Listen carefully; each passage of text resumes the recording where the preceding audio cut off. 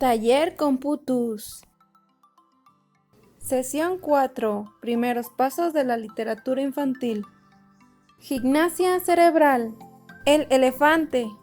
Sus beneficios son activar el oído interno para mejorar el balance y el equilibrio, integrar el cerebro para escuchar con ambos oídos. Consiste en hacer imaginariamente un 8 acostado. Se hace con el brazo estirado y la cabeza pegada al hombro del mismo lado. Sigue con la mirada el movimiento de tu dedo índice, alternando los lados. El sombrero del pensamiento. Estimula la capacidad de escuchar, mejora la atención, la fluidez verbal y mantener el equilibrio.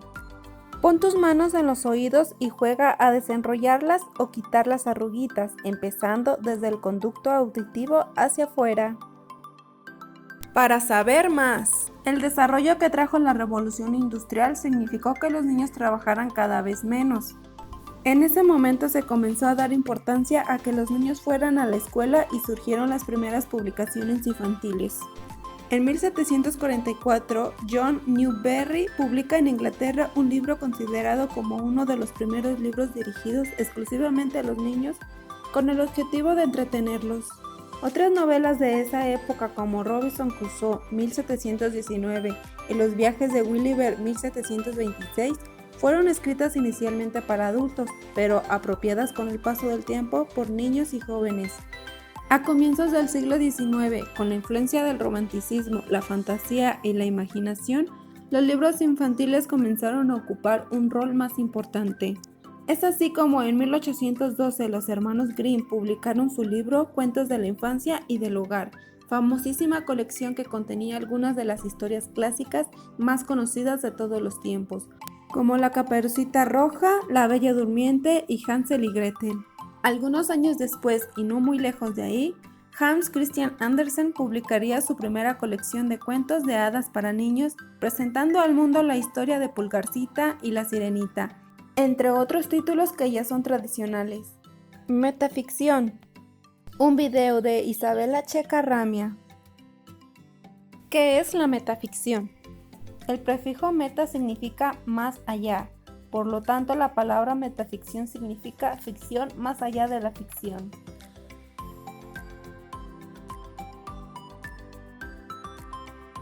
En la literatura, la metaficción es literatura autorreferencial, es decir, hace referencia dentro de su narrativa a sí misma o a su autor. Estas son las características de un texto metaficcional y cómo se pueden observar en la obra popular Harry Potter y la Cámara de los Secretos. Característica 1 es autorreferencial, es decir, el texto trata sobre el texto mismo. Es decir, en Harry Potter y la Cámara de los Secretos, Harry Potter encuentra el diario de Tom Riddle que le muestra el pasado del antagonista principal de los libros de Harry Potter. Característica 2. Objeto para transitar. Ya que se crean múltiples planos de realidad dentro de la historia, suele haber un objeto que permite que el personaje que está en el plano real de la novela entre al plano ficcional. Por ejemplo, en Harry Potter y la Cámara de los Secretos, el diario de Tom Riddle permite a Harry salir del plano de la realidad de la novela para pasar al plano ficcional, que es la historia de la época de la juventud de Tom Riddle o Voldemort. Característica 3. Múltiples realidades. A partir de que la ficción tenga un lugar dentro de la ficción misma, se generan múltiples realidades. Esto se crea a través de la técnica cervantina de las cajas chinas, es decir, una realidad dentro de otra realidad. Por ejemplo, en Harry Potter y la Cámara de los Secretos, el plano real de la novela sería la que el lector sigue con la historia de Harry Potter y sus amigos, mientras que el plano ficcional sería donde Harry observa la historia de Tom Riddle. La realidad del pasado de Riley se puede acceder dentro de la realidad de Harry.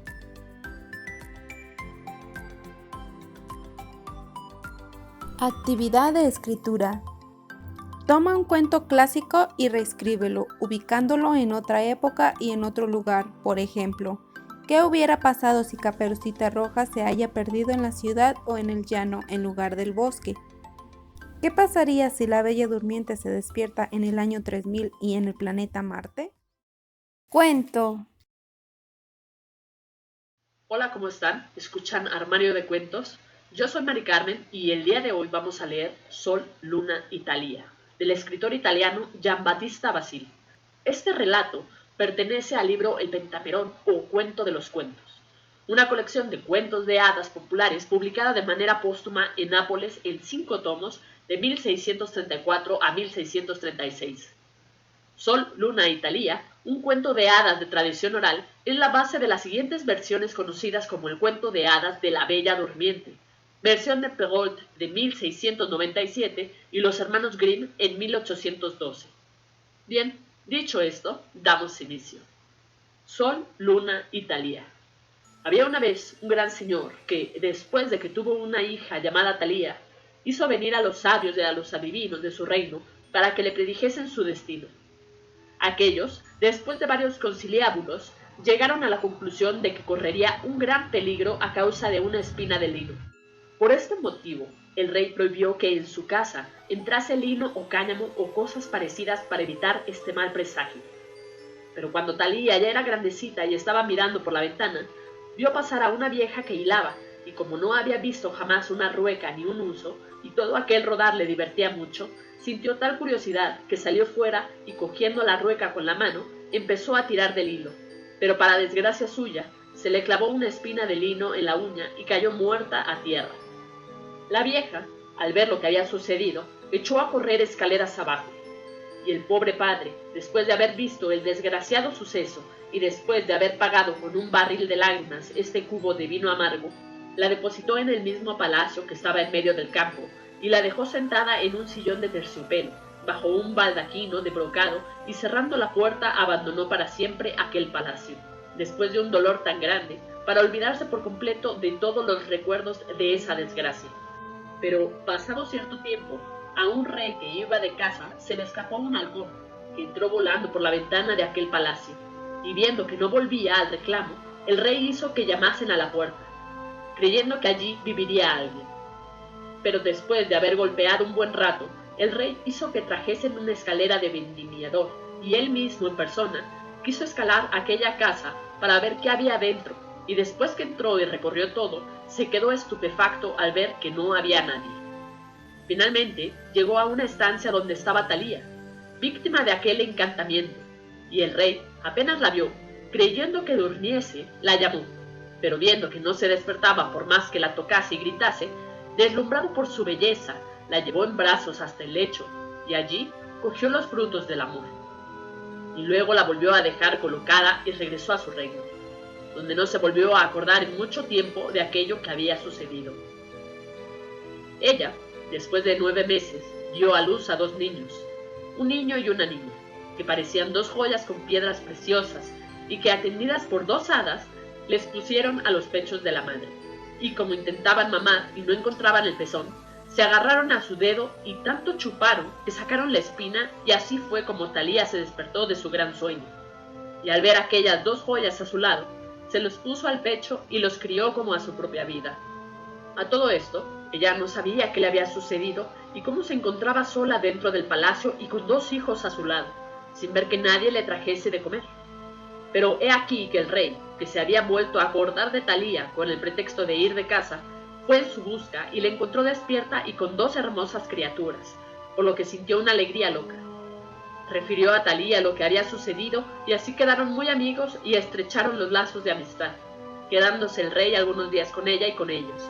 Y después de decirles adiós, con la promesa de volver a llevársela, se fue a su reino, nombrando en todas las ocasiones a Thalía y a sus hijos, de modo que si comía tenía a Thalía en la boca y a Sol y a Luna, que así se llamaban sus hijos, y hasta cuando se iba a acostar los llamaba.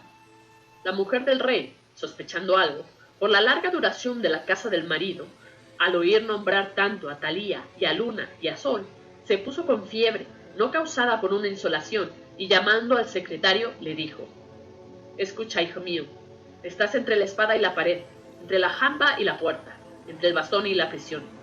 Si logras decirme quién enamora a mi marido, te haré rico, y si me escondes lo que sucede, no te dejaré ni muerto ni vivo». El amigo, de una parte, muerto de miedo, y de otra, impulsado por el interés, que es siempre una venda sobre los ojos del honor, una arruga de la justicia, una cosa a la palabra dada, le contó todo, llamando al pan pan y al vino vino. Y así la reina envió al propio secretario del rey a decir a Thalía que quería ver a sus hijos.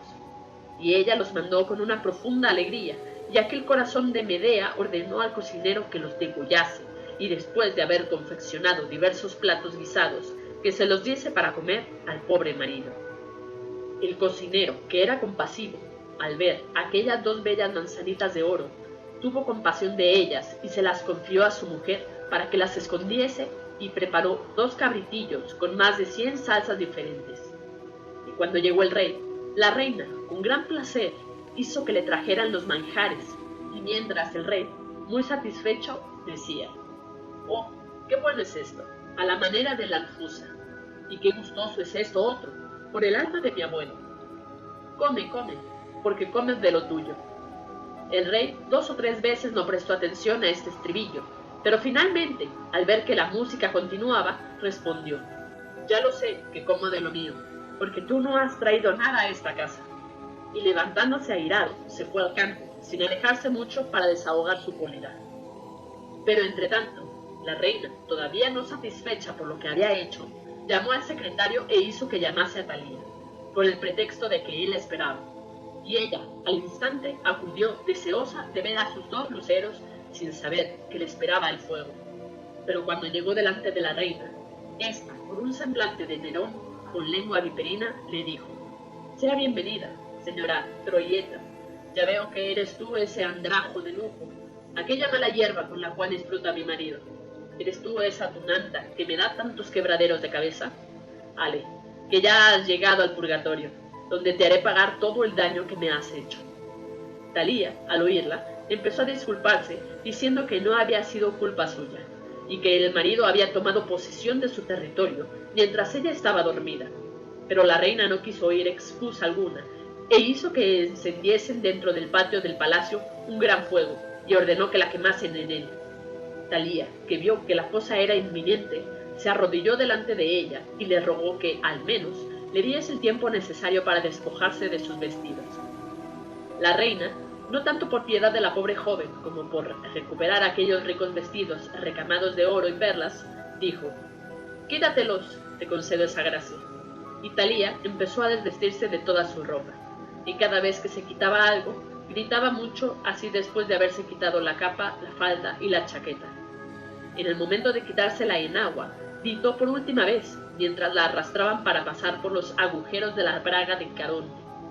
Y en este mismo instante llegó el rey, que viendo aquel espectáculo, quiso saber qué sucedía, y cuando pidió ver a sus hijos, oyó como su propia mujer, que le echaba en cara su traición, le decía que se los había dado de comer. Cuando el pobre rey oyó esto, presto de desesperación, comenzó a decir: «Entonces yo mismo he sido el ogro, el lobo de mis ovejitas. ¡Ay de mí! ¿Por qué mis venas no han reconocido a los que habían nacido de mi propia sangre? ¡Ah, turca renegada! ¿Qué modales de perra son los tuyos? Anda, que tú también serás abono de las calabazas, y no llevaré este semblante de tirano al Coliseo, como penitencia». Nada más decir esto, ordenó que fuese arrojada al fuego encendido para Thalía, y con ella el secretario que le había ayudado en este amargo juego, y que había tejido esta malvada tela. Y mientras estaba dispuesto a hacer lo mismo con el cocinero, que creía que había triturado a sus hijos, éste se arrojó a los pies del rey y le dijo: «A decir verdad, señor, preferiría una pensión a cambio del servicio que te he hecho. Más que un asador de brazo, querría otro apoyo más que un palo, y desearía otro pasatiempo mejor que ennegrecerse y acartonarse en medio del fuego. Quisiera otra ganancia que no fuera la de mezclar cenizas de cocinero y cenizas de reina. Pero no es este el regalo que espero por haberte salvado los hijos, a despecho de aquel fiel perro que los quería matar para que volviesen a tu cuerpo aquello que era parte de tu mismo cuerpo». El rey, al oír estas palabras, tuvo la sensación de salir de su abstracción y le pareció que estaba soñando, y no podía creer aquello que oían sus oídos. Por fin, volviéndose hacia el cocinero, le dijo: «Si es cierto que has salvado a mis hijos, estate seguro que te quitaré del trabajo del asador, y te pondré en la cocina de este pecho a dar vueltas como te apetezca, a mis dedos, otorgándote un premio tan grande que podrás considerarte el hombre más feliz del mundo». Mientras el rey decía estas palabras, La mujer del cocinero, que había visto la situación en que se encontraba su marido, trajo a Luna y a Sol delante del padre, que jugando al corro con la mujer y los hijos, les besaba tan pronto a uno como a otro, y después de haber dado un gran premio al cocinero y haberle nombrado su gentil hombre de cámara, tomó a Thalía por esposa, y ella gozó de una larga vida con su marido y los hijos, disfrutando de todas las muestras que da la buena fortuna, pues aun cuando duerme, le llueven los bienes. Comparte con nosotros si realizas la actividad de escritura. Envíanos tu foto por Messenger o etiquétanos. Adiós.